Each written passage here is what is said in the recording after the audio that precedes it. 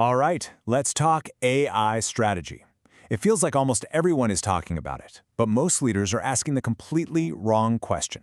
So in this explainer, we're going to break down the one question you really should be asking, and you'll see how it leads to two completely different paths. Okay, so AI is just everywhere, and it's sparking this tidal wave of questions, right? But here's the thing. A lot of leaders are getting stuck on the obvious stuff, not the important stuff. The real challenge, honestly, isn't about finding all the answers. It's about making sure you're asking the right question in the first place.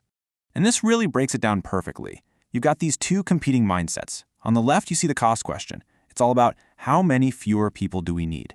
That's framing AI as a tool for subtraction, for reduction. But then on the right, you have the ambition question. What can we now build that was previously impossible? See the difference? This frames AI as a tool for addition, for expansion. And these two questions, man, they lead to wildly different futures. So let's dig into that first one, the path of cost. Think of this as the defensive strategy. It's all about protecting what you've already got. And what's so interesting here is just how predictable the outcomes are when you go down this road. If your main question is about cost, your strategy just naturally falls into place. You're going to focus on reducing labor to cut expenses, you're going to fight to protect your current profit margins, and at the end of the day, you're just trying to preserve the business model you already have. It's really about hunkering down. And the crucial thing to realize is this is nothing new, right? This is just a classic cost optimization playbook. It feels safe, it feels like the responsible thing to do, but it completely, and I mean completely, misses the revolutionary potential of what AI is actually bringing to the table. Okay, so let's flip the script. Let's talk about that other path. This is the path of ambition.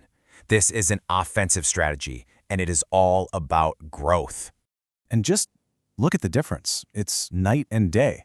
This mindset, it unlocks entirely new possibilities. You start thinking about creating brand new products that were just way too complex or expensive to even try before. You can suddenly go after smaller niche markets that used to be unprofitable. You can afford to test way more ideas, and maybe most importantly, you empower more of your employees to actually build and create things. What we're talking about here is a fundamental shift in your thinking. You're moving away from that defensive, cost-cutting mode and into a proactive growth and innovation mode. The focus completely changes. It's not about what can we cut, it's about what can we now attempt to achieve. So, why does ambition win? This isn't just some feel-good, motivational poster idea. There is solid economic logic behind this. Let's break it down. Okay, so the whole logic here starts with a simple but super powerful economic principle that we've seen again and again throughout history. When a really important resource becomes a lot cheaper, we don't just keep doing the same old things for less money. No way. We find entirely new things to do with it, and the demand for what that resource can create just explodes. And that is exactly what's happening with AI. It is dramatically lowering what you could call the cost of intelligence. I mean, the cost of producing a new insight or writing a chunk of code or just executing a business process. It's all plummeting. That is the resource that has suddenly become incredibly cheap. So let's just walk through the logic here, step by step. Number one, AI lowers the cost of execution. Simple enough.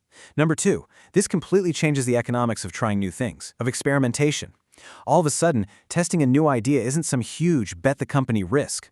Which leads to three, because it's so much cheaper, running more experiments becomes the rational business decision. It's just smart. And four, when you're running more experiments, you're going to capture more opportunities. It's a numbers game. So the conclusion? It's kind of inevitable. Ambition wins. So yeah, the verdict is pretty clear when you look at it this way. The winning firms, the ones that are going to thrive in this new world, they will not be the ones that just used AI to trim their payroll. No, they'll be the firms that really got the new economics of experimentation and had the courage to expand their ambition to match this incredible new scale of opportunity. Which brings us right back to the final choice. This is the decision that every single leader, every organization is facing right now. And it all comes down to, what will you choose to build? Look, if you take just one thing away from all of this, let it be this.